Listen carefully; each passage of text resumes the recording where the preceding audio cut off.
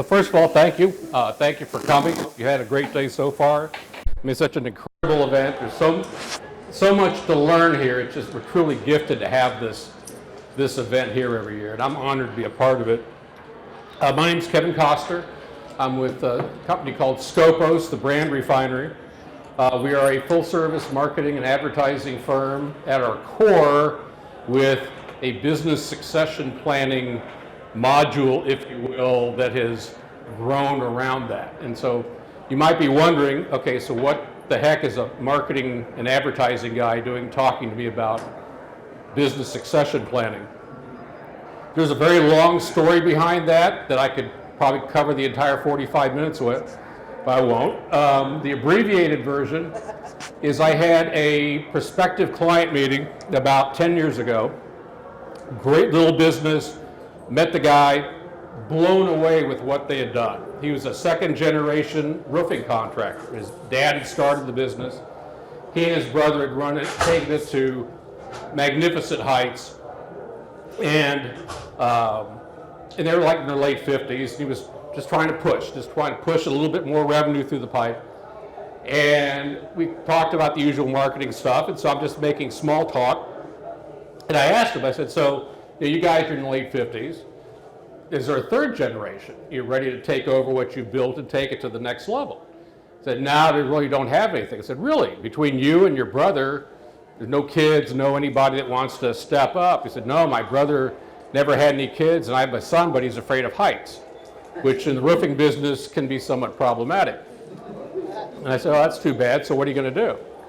Because you say you haven't taken any vacations, you work, and he said, well, we were going to sell it. And we had a friend of ours from church who's great, who sells businesses, and so we knew he'd take care of us. And he asked us how much we needed to get out of the business. We said we'd settle for $2 million. Brother will take $1 million, I'll take $1 million, we'll call it good, and we'll go fish. Well, I said, well, that's great, but I could maybe on a good day, if I can get enough people drinking a lot, get you $1 million for it. And he goes, well, that won't work. He goes, how is that possible? Because I look at other businesses, this is what they're selling for, and so I'm taking all this, what's he talking? This is a great business, it should be worth twice that, right? Because it just seemed like a really nice business. So I learned about deductibles, and I learned about value drivers. He's talking about all this stuff that he didn't understand. All he knew was that he was have to work until he couldn't physically work anymore, and then just take what he could get out of it and walk away and possibly even shut it down. So the more we looked into that, because I felt like I wanted to help the guy out, the more I looked into it, we eventually discovered that half of the drivers that impact business value in a transaction fall under the marketing umbrella, which I had no idea. They were all things that we were doing with our clients all the time, but we were doing it like every other marketing advertising person. Focus on 20% growth this year, or improve profitability, or roll out this new product, or whatever, shift my media mix, all those things. We didn't have it focused on that final day. And once we figured out how to do that, we realized that by doing that, we not only gave that owner a better exit, we improved the sales and profitability on the way to that exit. And so also in doing so, helps us differentiate ourselves in the marketplace, as my understanding is we're the only marketing company in the country that has certified exit planning advisors, value builder advisors, and focuses marketing and recalibrates it on this. So with that said, let's go. So who's familiar with Michael Gerber and the E-Myth? Perfect. I cannot recommend what he talks about enough. I only have one thing that we have a difference of opinion on, which is somewhat important relative to our work here today, because if he's right, there's no point in continuing with this. You go on and get a little brain freeze thing here or whatever. But he actually said this, not in the book, but he was doing a seminar that I listened to, and when he said it, it struck me. I said, well, that doesn't make sense. And I thought back to the roofing guys, and I thought, that's not true, because if you do things a certain way, and you focus on what we refer to as manager metrics versus owner metrics, then you can cash in on sweat equity. So with that understanding in mind, here's our agenda. Introduction, foundation, we've already started. 8 drivers of business value, I'll go into those, kind of take a high altitude view. You'll see everybody should have a copy of this, and I've got more if you want them. That kind of will touch on some of those in there too. It was written by the same guy that developed the 8 drivers of business value. Elaborate on owner metrics versus manager metrics, briefly talk about Nexit planning, what we call Nexit planning, and then leave some time at the end for Q&A. So before we dive in, this is the foundational part. I want to kind of make sure we're all on the same page and at least come to agreement on some things. First, that every owner is going to have a last day in the business. Is that a fair, surprisingly, there are a lot of owners out there that have never considered that possibility. Even though I can guarantee you that everybody that owned a business in 1895 no longer owns that business. Marketing is one of those words that gets thrown around like so many things that means one thing to one person, another thing to another person. When you say marketing, it could be, I put pins on the tables too for Holy Rosary Credit Union, which before I forget, they may or may not still be out there. It's a wonderful organization. I sit on their advisory board. We literally give money to people who actually need it, as opposed to other financial institutions that might wait until you don't actually need it but would qualify for it, right? So our focus is helping small business and entrepreneurs get started so they don't have to turn to very high interest other products. So that's out there just as a reminder to reach out to them if you need it. But it also reminds me that some people consider marketing simply putting a logo on the side of a pen. So for the purposes of this conversation, this is the definition of marketing. This comes from the American Marketing Association. Basically what this says, marketing is every touch point between whatever it is you do, product, service, idea, concept, and the people that you feel will benefit from those products and services. Everything that happens in between there that involves a touch point with these people falls under marketing. You go into a restaurant and they sit you at a table and you're right underneath the air conditioning vent and you're freezing and your spouse is saying, can I have your jacket? And the food gets cold quick. It's a miserable experience. Food might be great, service might be great, but you may not go back because it's impacting the experience. It's not an operation and heating and cooling problem, it's a marketing issue. If the chair is not comfortable, it's a marketing problem. If the service is bad, it's a marketing problem. So if you look at those things within the lens of marketing, it can be life-changing. There are basically 2 types of businesses. There's no right or wrong type. A lifestyle business is basically a job with a lot of helpers. So if let's say you're a plumber and you love plumbing. You don't necessarily want to operate a plumbing business, you just want to make a lot of money doing what you love. And so you start plumbing, and then you have to hire people and helpers and bookkeepers and maybe some assistant plumbers, but you never want to stop the plumbing part. You're going to make a good living, and eventually you'll walk away from it, or you'll sell it for a reduced number, and that's fine. Just know that that's what you want to do up front. Versus a value building business, this is treated more like an asset. It's just like it's investing in the stock market, except the stock that you're buying is your own self and your own business.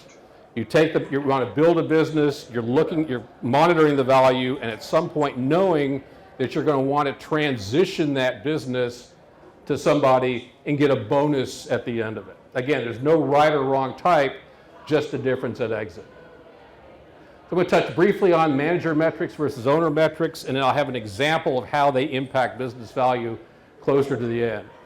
So manager metrics, this is your basic operational, the one when you're looking for the potholes in the road, the stuff that you're managing, that if you hire managers, the stuff you're holding them accountable for. Your sales manager, how's our revenue, profit margins, your ad guys, where's my ROI? You're looking at you look at the dashboard, looking for the indicators that are, red or green or yellow, and you're managing the day-to-day activities of the business. Owner metrics are much more high altitude. It's outside the forest looking at the trees. You're looking at scalability. This is a great idea. We're kicking at how do I get this to where I can do even more, because I see the end coming. I see a point here where we're going to max out. How can I keep growing? Where are the new opportunities? And you're taking the time to watch those as opposed to looking to see who didn't show up to work on time. Systems and processes, looking for ways, again, ways to duplicate and scale. Customer diversification. The sales guy just wants to bring in revenue. He doesn't care if 70% of your revenue is coming from one guy, because he gets commission on it either way. Your job is you want to make that diversified so that you don't have all your revenue coming from a different source. And market purpose. People start businesses for a certain reason. They see a niche. This is our unique selling proposition. But 10 years from now, it might not be as relevant as it was when you started. Outside the forest, from a higher altitude, you can see those trends and market trends that you can't see from inside. So now we'll get into the 8 drivers of business value. The first one is financial performance. History of producing revenue and profit combined with the professionalism of your company's record keeping. Who wants to opine as to, or throw out an idea as to why the professionalism of record keeping might be important in the eyes of an acquirer? All this is done through the eyes of somebody who might want to buy your business someday. Transparency. Yes, ma'am. Transparency. Transparency is good, but this is more the how buttoned up it is. Yes, ma'am. To be able to determine the value of what they're, would they be acquiring? Right, when they do go through the due diligence part, that's when they'll be looking at a lot of these drivers, and that's one of the things they'll be looking at for sure. Accuracy. Accuracy is key. What else? They want to know if they're going to make money. Absolutely. They want to know if they're going to make money. And again, they'll be able to see that from the actual reports and things. But another thing that they're looking for between the lines is how buttoned up is the operation? Is this a guy that, you know, at the end of the month takes all the receipts and stuff and check stubs and whatever and hands it to his mother-in-law and says, here, plug all this into QuickBooks for me, and may or may not get an accurate report back?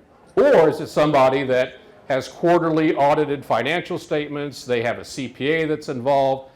It's kind of like when you walk into a house and it's a mess, you kind of assume that elements of you start making assumptions about what else in your life is a mess, right?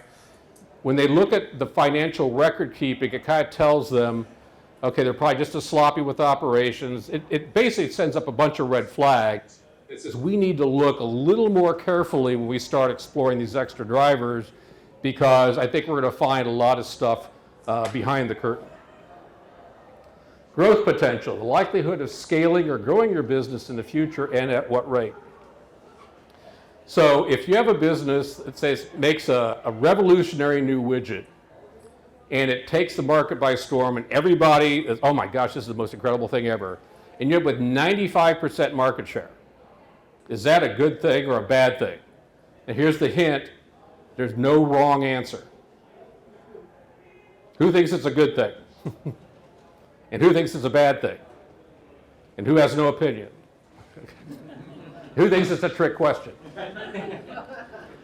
It's a good thing when you're running the business. You got 95% market share, life gets a lot easier.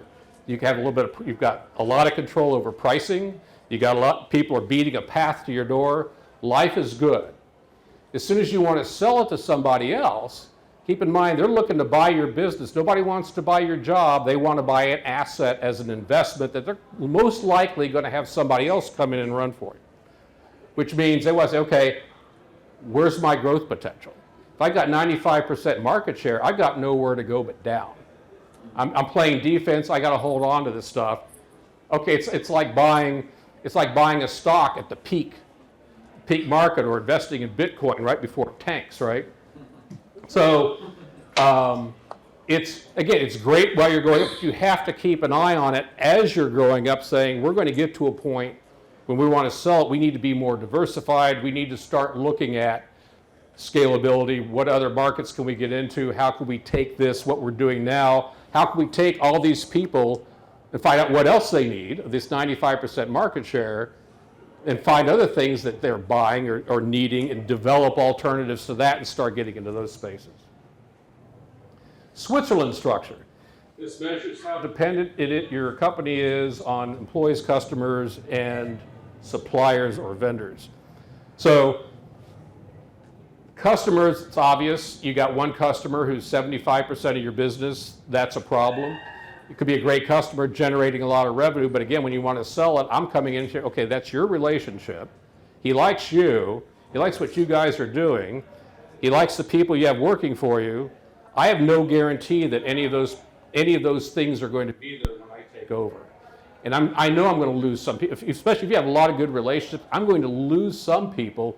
I need to have it as diverse as possible, so when I start losing customers who only did business because their dad did business with you or whatever, I'm not taking a big hit from that.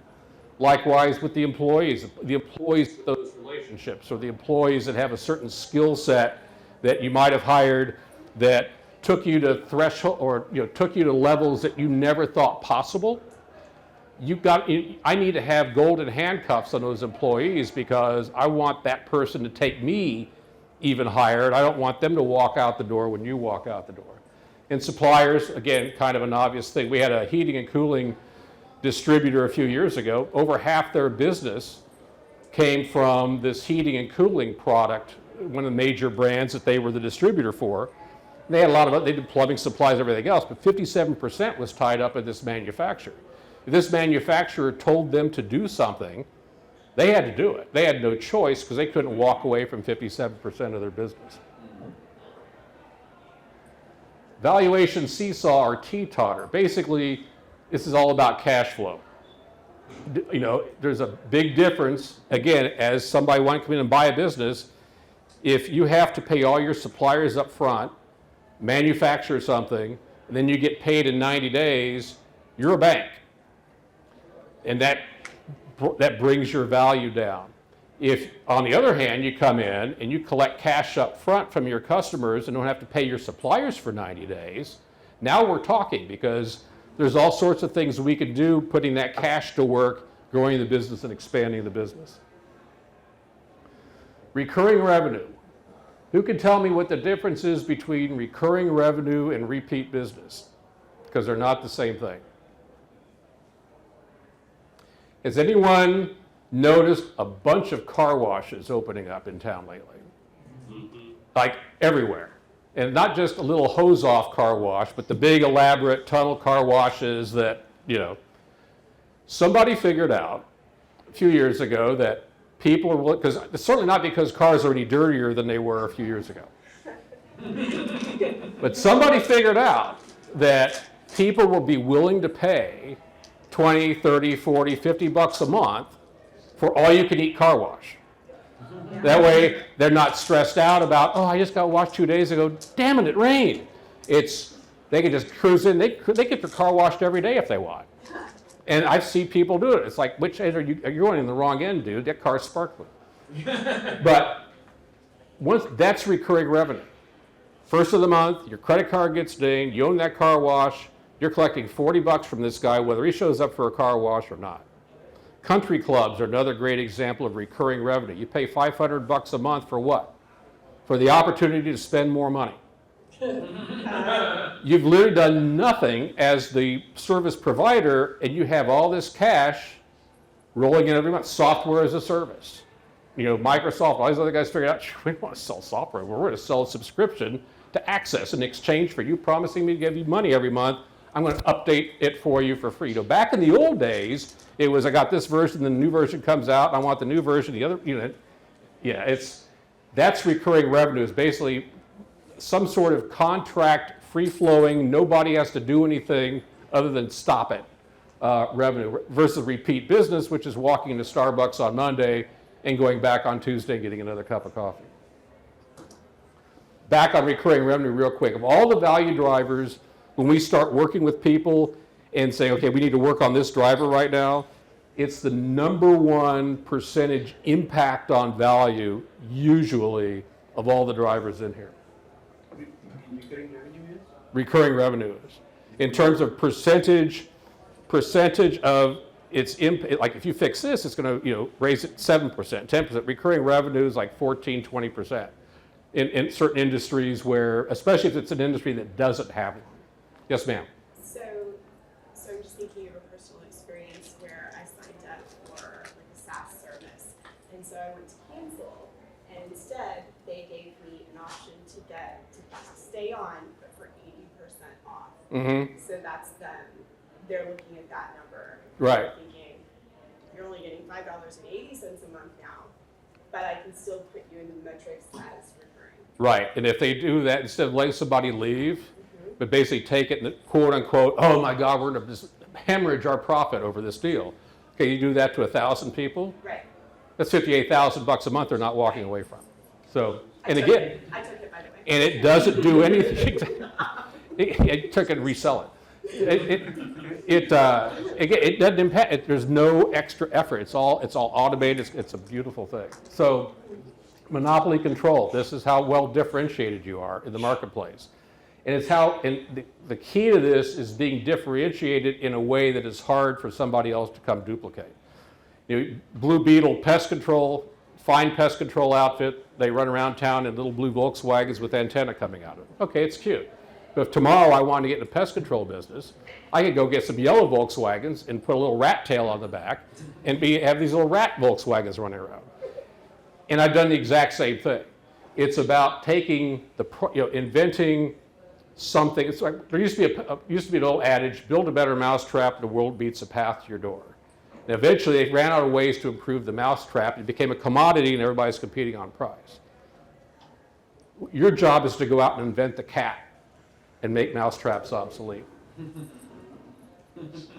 Customer satisfaction. Again, somewhat self-explanatory.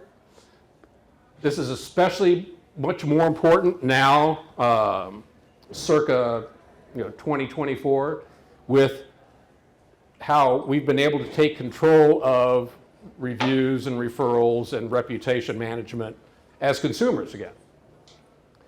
The key here is having a system to manage it, not just run out and collect Google reviews or try to intercept the potentially bad reviews and manage that. That's important, but having a regular process that goes out, solicits ongoing opinions, and then takes action on it when you don't get a good review. More than simply getting the review taken down, but actually finding out, okay, where do we screw up and how do we fix that internally? We used to say that when you get the 5-star review, copy down what they said about us, and that becomes our marketing message, because quite often what they're saying in the review, why they love you, isn't why you thought they should love you. Likewise, when you get the bad review, that's the memo to the operations person. Let's fix this. We had a client once that was worth about, the initial valuation was about $500,000. The first thing we did, because we needed a quick win, was we put a customer satisfaction system in place, and the assessment showed that just putting the system in place raised it $17,000. And moreover, he needed it because he thought, even though he had no reviews, nothing, he thought, oh, our customers love us. It was a commercial janitorial service. They had like 24 really nice accounts. Our customers all love us. I go, well, how do you know that? Well, because they don't leave. Okay, well, maybe you just don't suck as bad as all the other commercial and janitorial services. And so he said, oh, no, they love this. It's okay, we're going to survey these people. We sent a letter to every one of them. I had to send it out twice just to get 6 people to respond. His net promoter score, if you know what that is, that's that on a scale of 1 to 10 thing, was a 0. And so that was a fun meeting. It's like, okay, well, let's take a look. Guess what? I was right. They think you don't suck as bad as the other guys. Is basically what it was. It literally said, well, there's some problems, but not as much as the guys we had before, and it's not worth the hassle and effort of bringing on a new commercial client. So he was stunned. Said, but we had this system in place. Now we know. Now we can start fixing this stuff and work to get the score up. So it's having the system in place that's key. Hub and spoke. This goes back to what we talked. I'm sorry. Go ahead.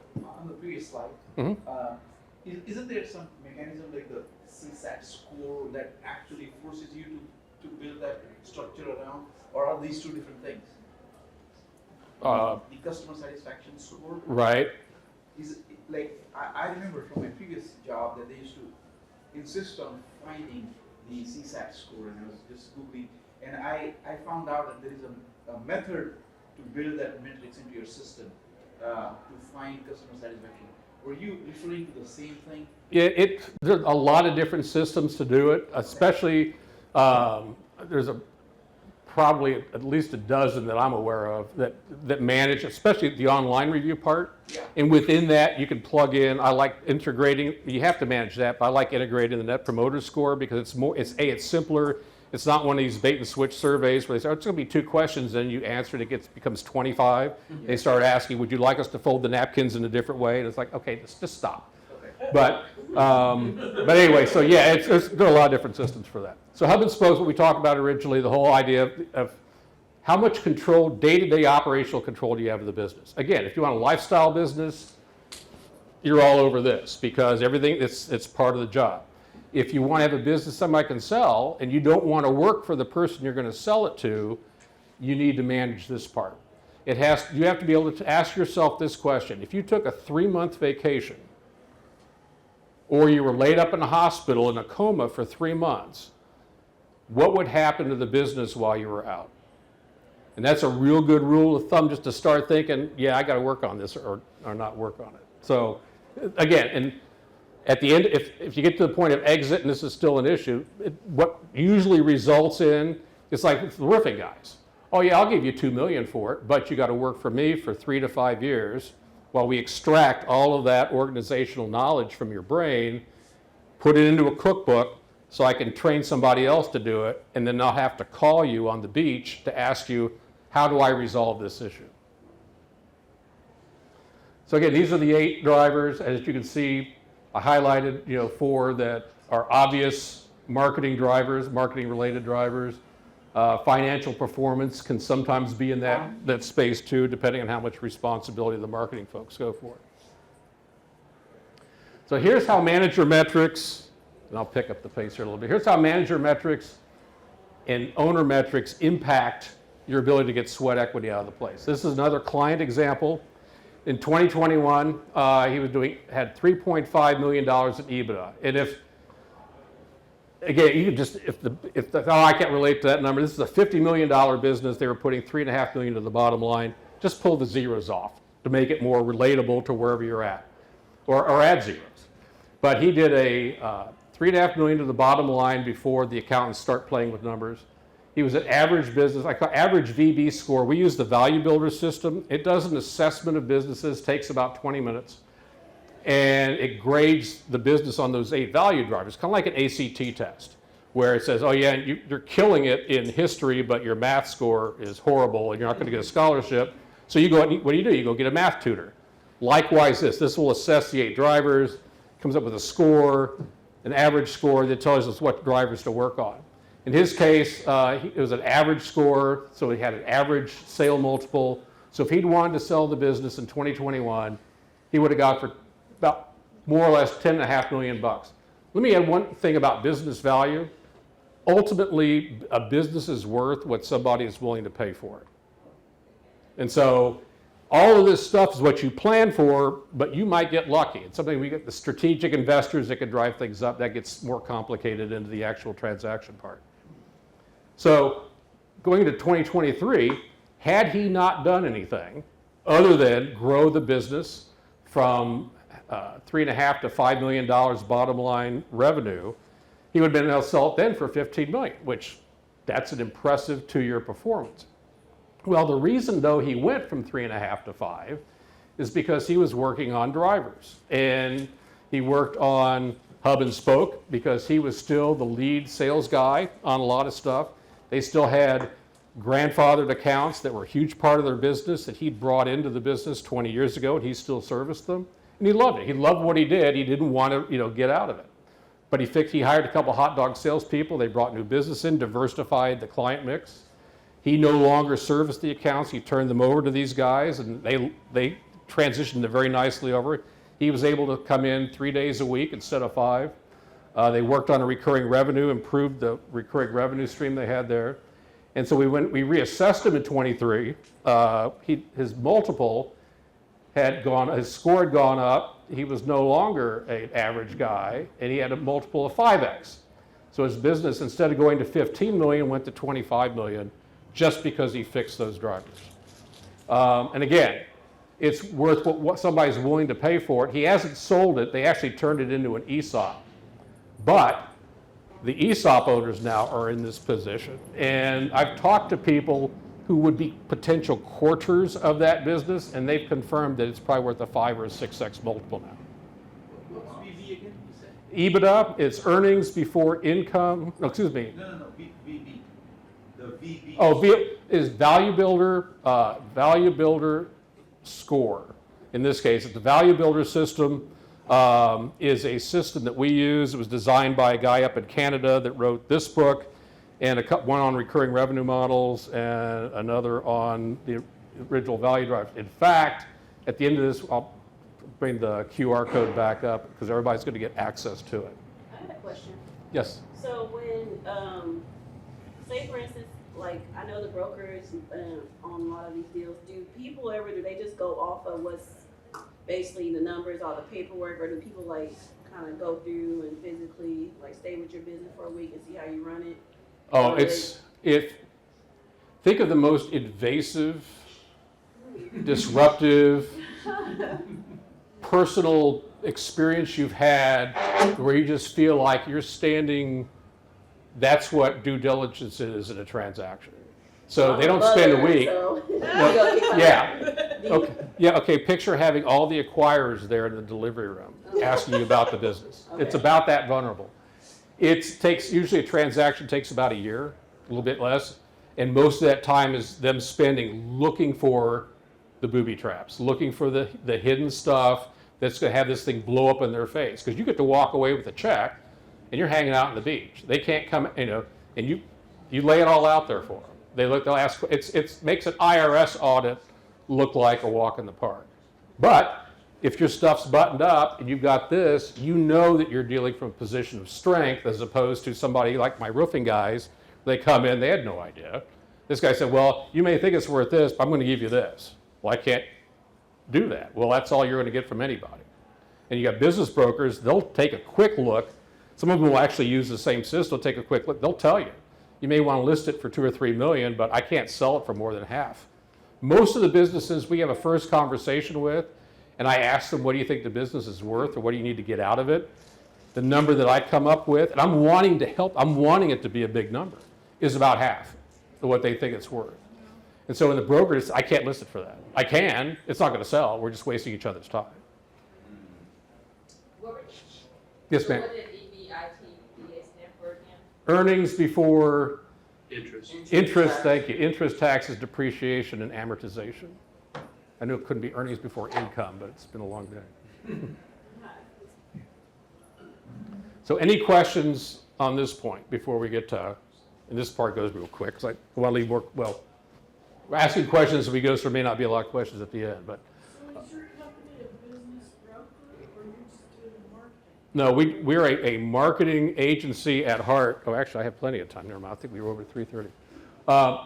The core of what we do is marketing and advertising, and we've developed this other practice around it to help business owners grow their business today, just like a normal marketing firm would be. What do you want to do today? But the way we do it is we increase success today while then teaching them about this, improving operational efficiency, which ultimately improves customer experience, which ultimately improves customer retention, which means you don't have to spend as much money bringing in new customers. And so we help grow them in such a way that they could realize what that one guy did, because like I said, we're all going to have a last day.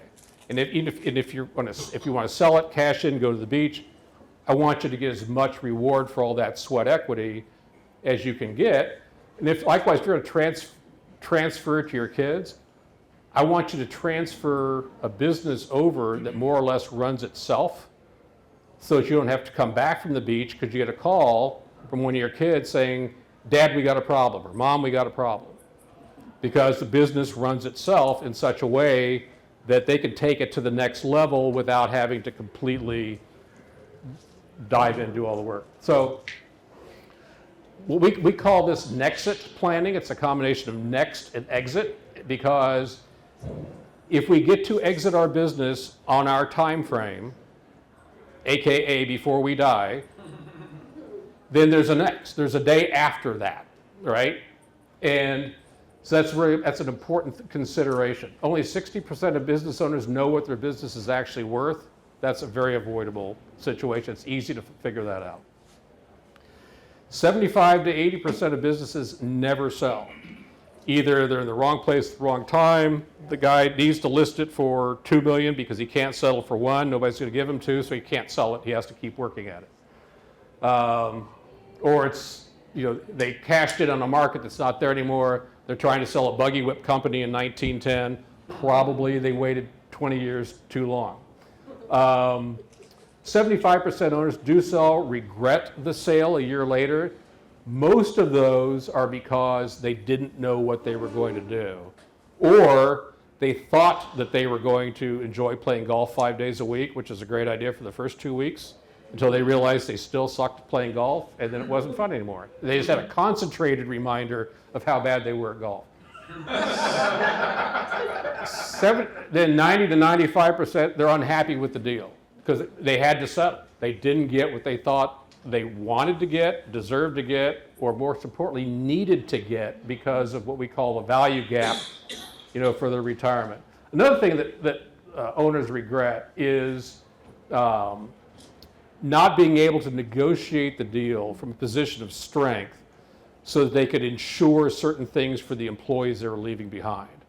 So, we'll take care of them. They couldn't leverage anything in the deal because they weren't negotiating from a position of strength, and in 6 months they find out that either half of them got laid off because of efficiencies, or they left because the guy that he sold the company to was a jerk.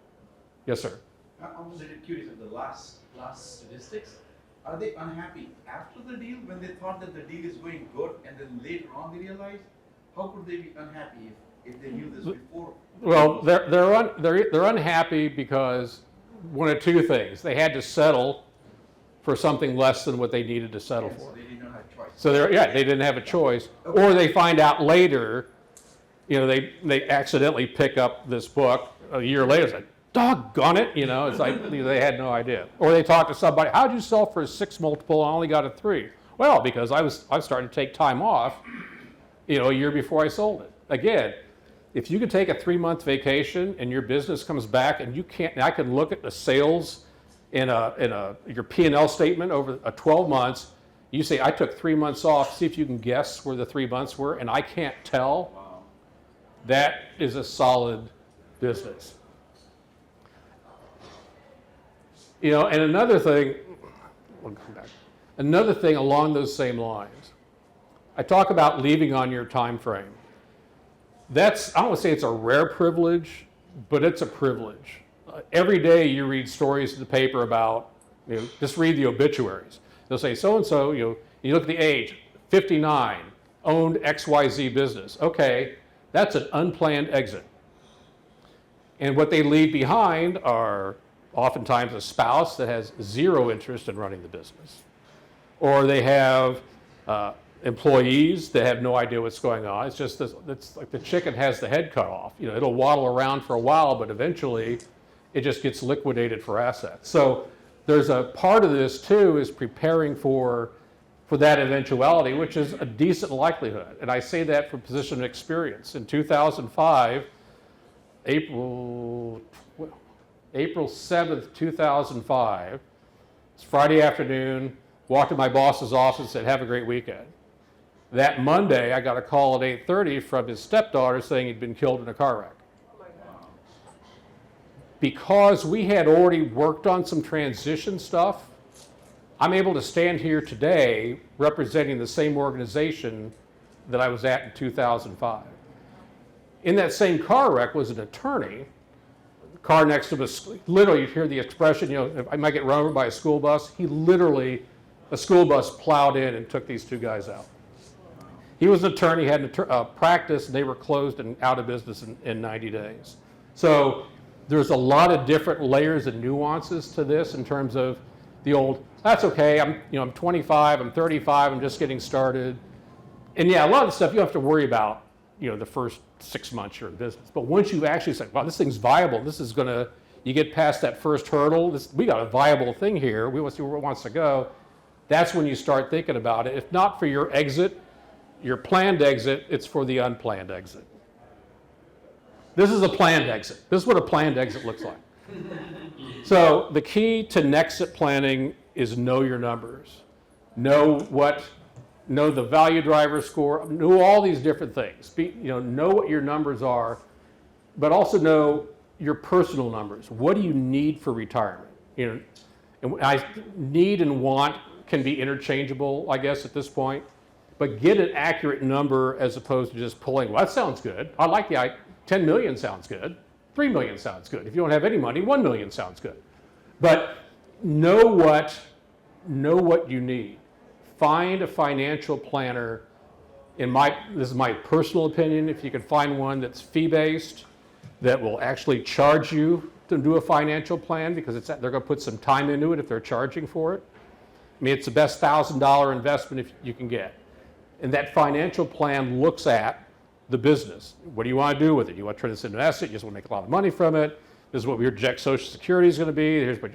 They can do all those calculations so you can have an accurate number. So, in fact, to give you an idea, okay, I'll come back. So going back to knowing that number, let's go back, let's revisit our commercial janitorial friend, the one who thought all of his customers loved him. So his business at the time was valued ballpark $500,000 to $600,000. It was generating a nice income for him, but if he wanted to sell it, he was basically just going to get $500,000 for it. And so I'm sitting there and I said, okay, we got all this. And I told him that. He said, okay, just look at the numbers. So and he's wanting to exit in 5 years. I said, so what do you think you want to sell it for? So $6 million. Okay, I said 500,000 that's worth now, not 5 million. He goes, oh, I know. Okay, so you want to go from 500,000 to 6 million in 5 years? I said, yeah. Okay. Well, there are two ways we can do that. We can basically scale the business up by a factor of 10. And so for the purposes of this argument, and he was a real tiny little thing, and his wife, God love her, she didn't want to buy a color printer because we don't need a color printer. Just little, did payroll herself and all this stuff. And I said, well, let's picture this business scale to 10. And just keep it simple, let's pretend we scale it as is, just do 10 of everything that you've got. So you got, instead of 24 customers, you got 240. His eyes start getting big. How many managers do you have? 1. Okay, well now you're going to need 10. So you need 9 more. Do you like your manager? No. Okay, well picture 9 more managers that you don't like. We start building this thing up. He's like, I don't want to do this, And so I said, well, the alternative is we can fix all these drivers, get your score up, get your multiple up from a 3 to a 5, then you only have to scale up by a factor of 4. And you have to you'll get time off, and we'll start doing this and this and this and this and this, because then I can come in and buy your business, and I don't have to worry about your wife standing between me and a color printer, and I can run it because the business runs itself. And so he goes, oh yeah, I want to do it that way. I said, so I said, well, why 6 million? Seems like kind of a random number to me. He goes, well, I figure I need 6 million because I'll probably net 4. Oh, okay, so thinking ahead to taxes, yeah. You talk to a tax guy, an M&A tax guy? No.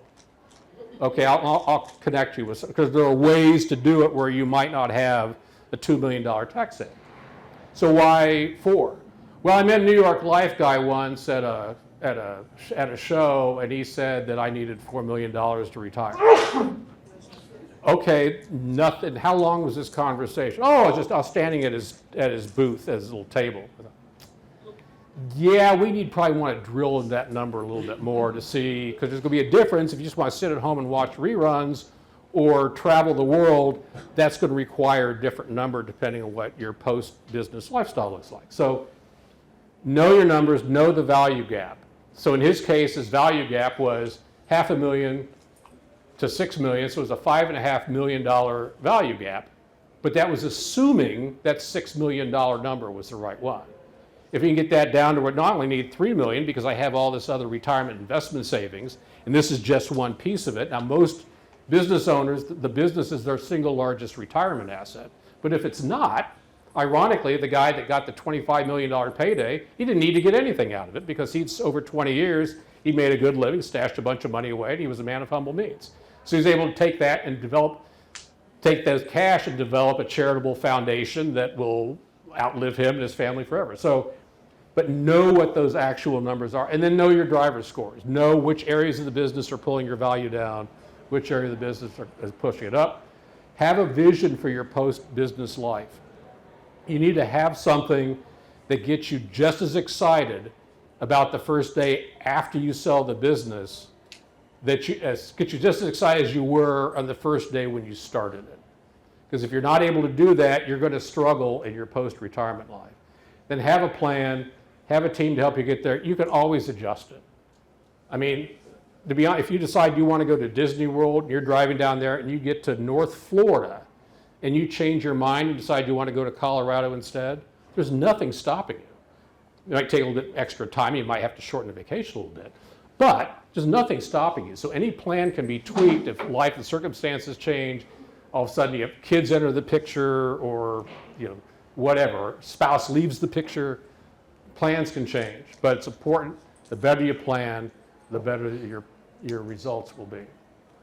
So that's basically it. I wanted to, again, I've got extra books if you want, or know somebody you want to share them. I've got a few more. The QR code on the left goes to my LinkedIn profile.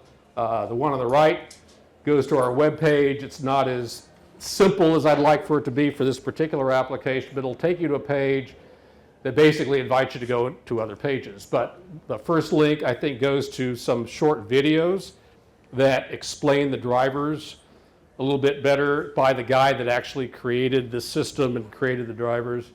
Then below that shows you where to go and find a pretty impressive collection of ebooks that we have that are free to download.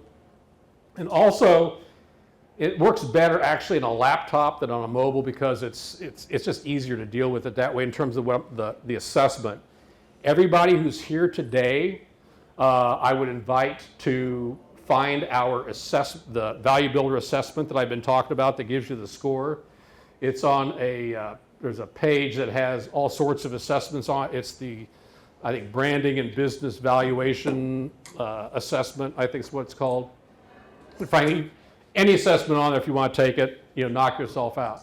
We usually charge several $100s to go through and review with clients the brand assessment, but if you want, take it. It's on me, and I'll send you a PDF of the report that I get that I would normally then sit down and review and talk. But there's a lot of stuff, just having that report and seeing how it treats with some real high-level suggestions of how you can fix things, you might find real helpful. If you think your business, either A, you haven't started it yet because you're here to get ideas, you've got ideas, you're looking to launch it, feel free to either A, share it with somebody who has a business you think could benefit from it, or B, just take it and make something up, meaning plug in fake numbers, plug in how you realistically expect it to look like 5 years from now, and plug in the numbers, and I'll send it to you, as is. So you'll at least you'll see how the system interacts. It'll help you give a deeper appreciation for how these drivers can impact business value and help you manage your business using owner metrics instead of manager metrics. So I want you to have that access to that information. So, and again, my contact information, absolutely feel free to reach out. If you would though, if you plug your business in, put in the name of the business, put GEW on it. We'll just do that. Put like, Acme Products -GEW. Then I'll know when I see it come through the system that you were here today, and I won't, turn around and have people calling up trying to set an appointment so that I can come out and blah blah blah. So I'll know then that's okay. Download the report, send it to the email that you'll put in the contact thing, and we'll take care of it. But then after that, if you want to reach out and say, hey, I have a question, this doesn't make sense, I plugged this in, maybe I plugged the wrong number in because this can't possibly be right, I'm happy to take those phone calls. So, any other questions? Yes, ma'am. I have a question. Can you type touch on business liquidation such as franchise? I mean, liquidation? Yeah, like if you're trying to maybe get into a franchise, would you be able to apply this? I'm not sure I'm understanding the question. So if we're looking to like get into a franchise or Or a liquidated business, would you be able to? so just sell it for like the assets and, Yeah, if you're looking to buy. looking to buy? If you're looking to buy a franchise, those are a little different because there's so much of it that's controlled by corporate. So what they've done, at a certain level, let me get out of the spotlight here.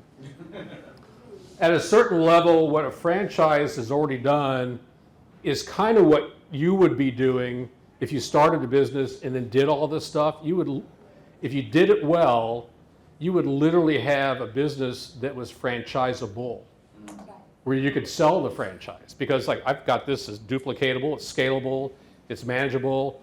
I've built a business that I can now turn around and sell franchises to.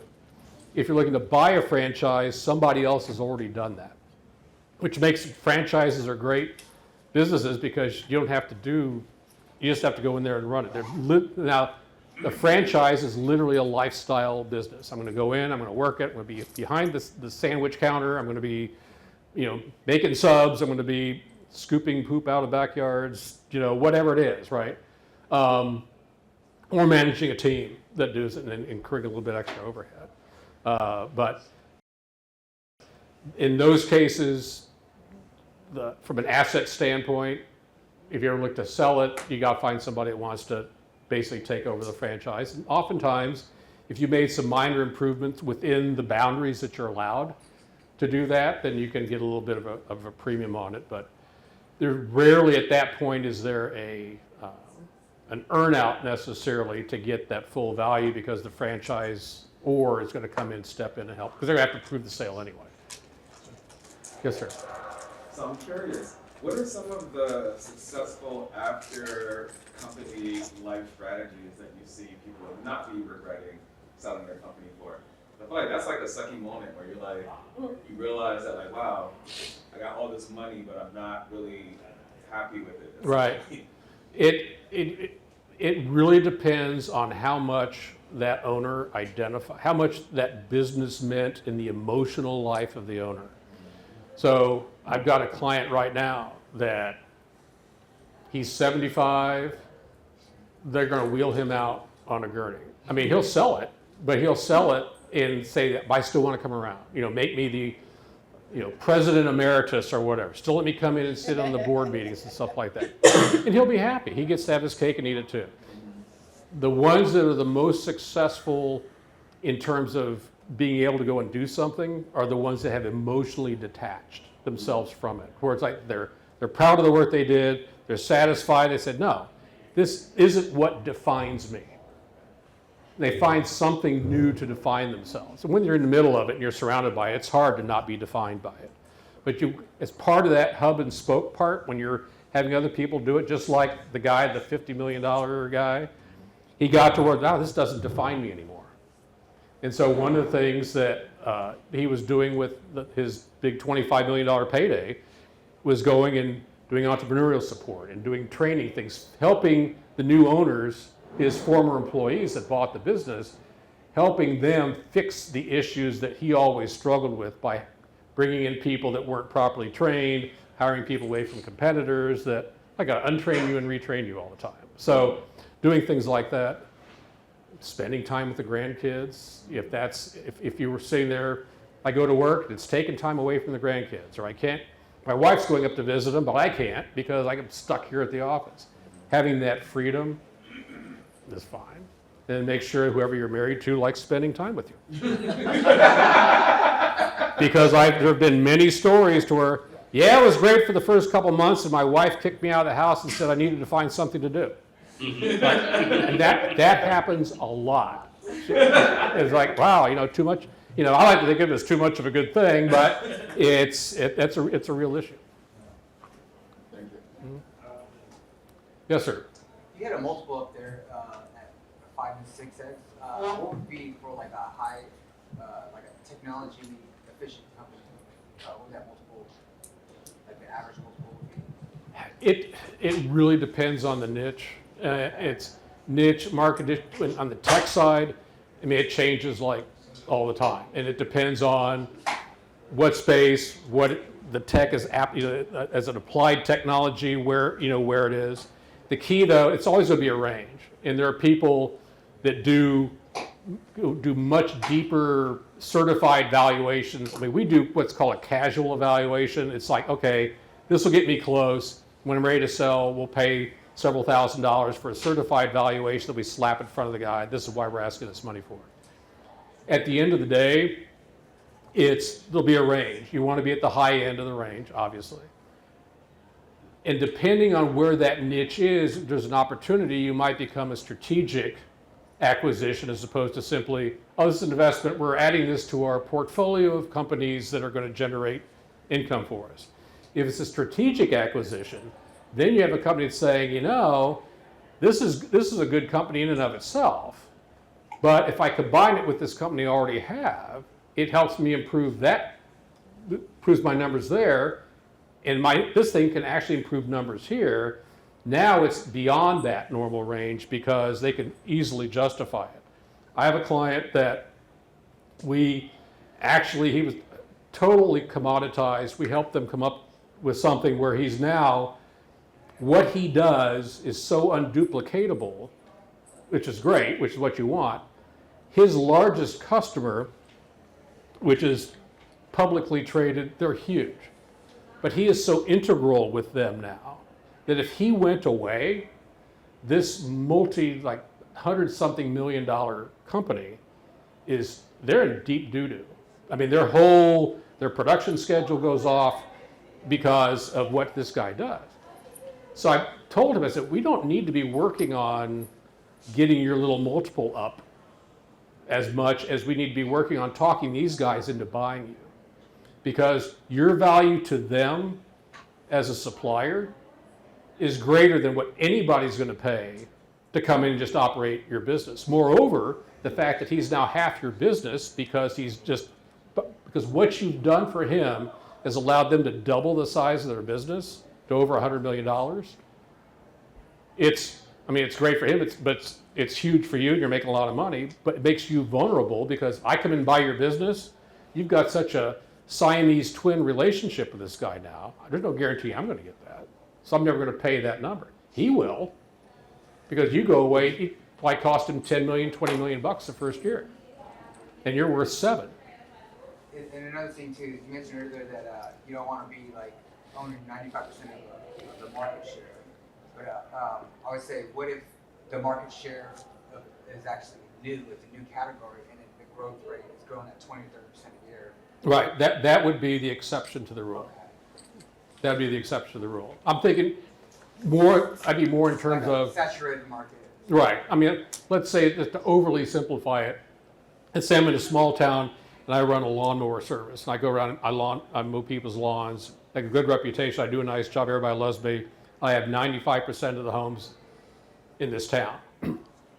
Okay, somebody wants to buy my lawn mowing business. And they're wanting to grow it. Well, how are they going to grow it? Either the town has to grow, or they got to find a new town to operate in.